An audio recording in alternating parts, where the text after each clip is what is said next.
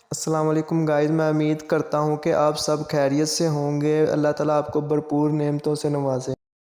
السلام علیکم، میں آج آپ کو روزے کے بارے میں تھوڑی سی انفارمیشن بتانا چاہتا ہوں۔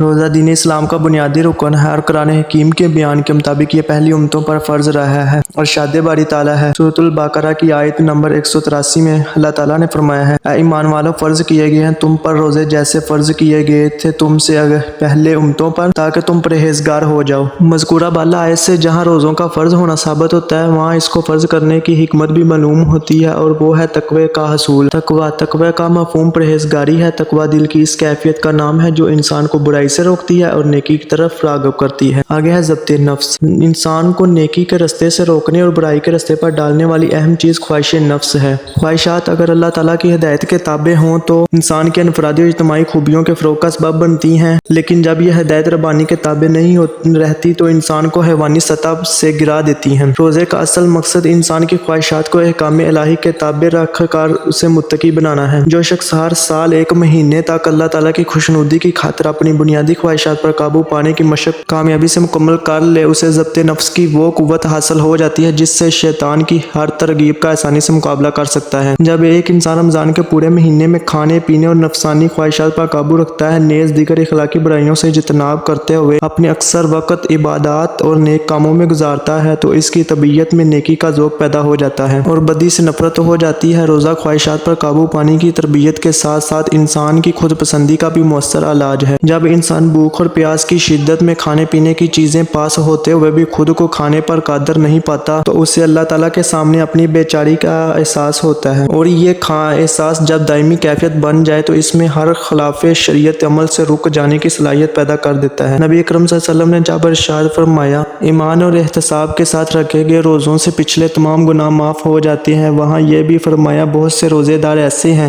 کہ جن کو اپنے روزوں سے بھوک اور پیاس کی اذیت کے سوا کچھ بھی حاصل نہیں ہوتا۔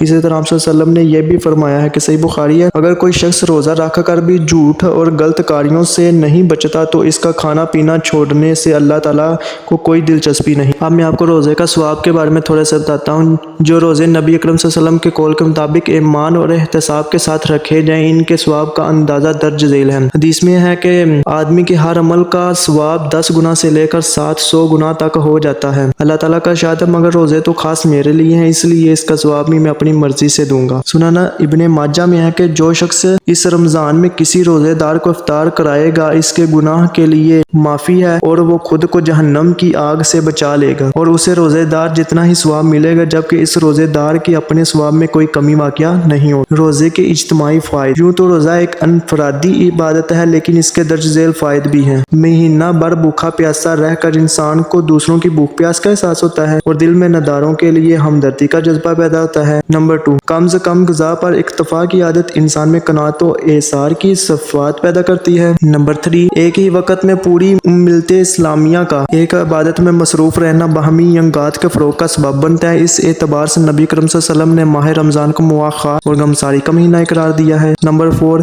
ایک ماہ تک دن کے بڑے حصے میں معدے کا خالی رہنا صحت جسمانی کے لیے مفید ہوگا۔